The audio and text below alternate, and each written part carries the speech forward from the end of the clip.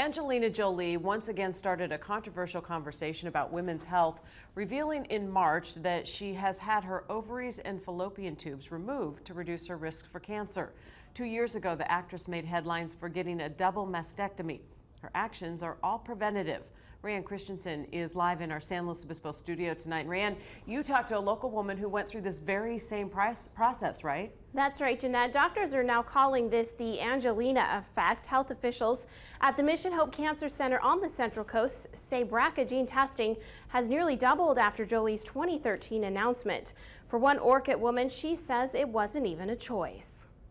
Here's a picture of Stevie and I, her senior pictures, and that's when my hair was just growing back. October of 2013.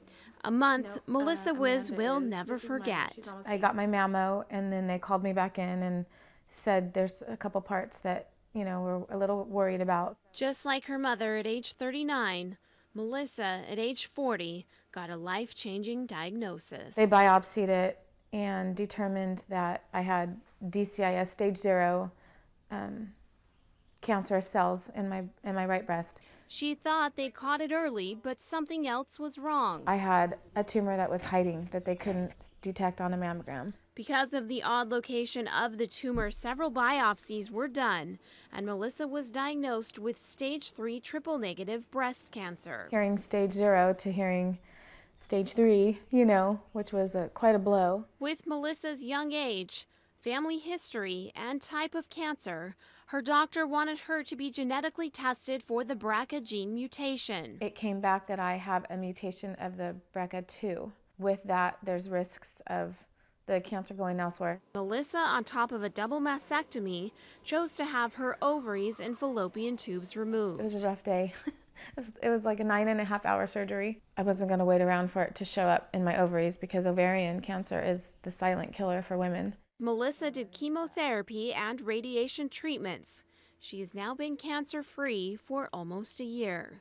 Beating cancer is just another thing to add to the list of her life battles. We had a son that died from kidney failure and a daughter that has heart disease.